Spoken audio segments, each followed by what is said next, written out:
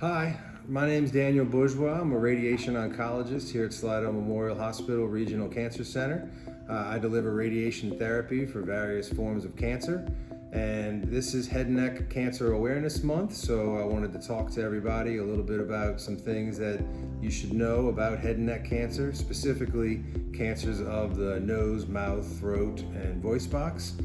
There are also skin cancers and thyroid cancers of the head and neck region that have their own forms of monitoring and detection, typically by your primary care or your dermatologist. But cancers of the throat, specifically, and the mouth and voice box are of a type called squamous cell carcinoma, and they generally arise from a history of smoking and drinking, or it could be from a virus called the human papillomavirus, or HPV. You may have heard of it, and if you were born anytime in the last 50 years, you were most likely exposed to it at one point or another, as it's a very contagious virus that's often not noticed or innocuous in any symptoms or whatever that it causes. But it can lie dormant and lead to cancers, most commonly in the tonsils or the base of the tongue.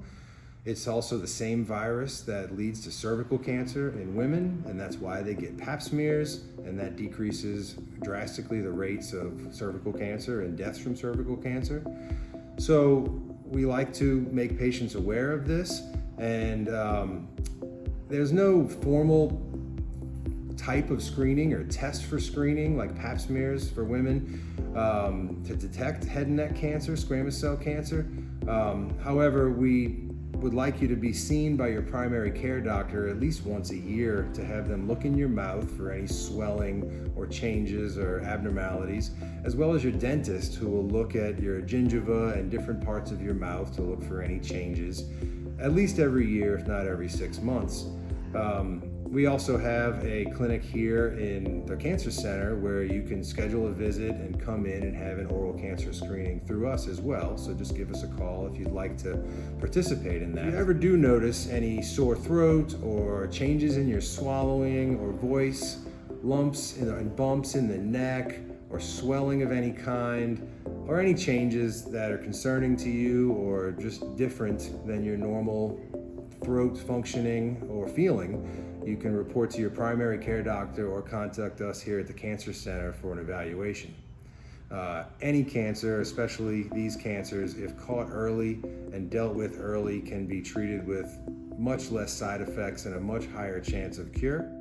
Additionally, I'd like to mention that this HPV virus that causes some of these cancers, there's a vaccine available that can be given generally from ages 9 to 45 that can decrease your chance of contracting this virus and thus decrease your chance of getting either head and neck cancer, cervical cancer, anal cancer, and other forms of cancer.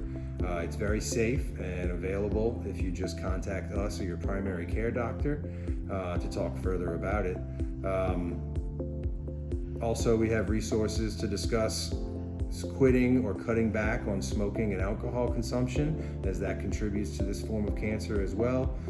And again, if you have any questions, please contact me or the Slidell Memorial Hospital Cancer Center directly, and or your primary care doctor to talk further about any of this. Take care.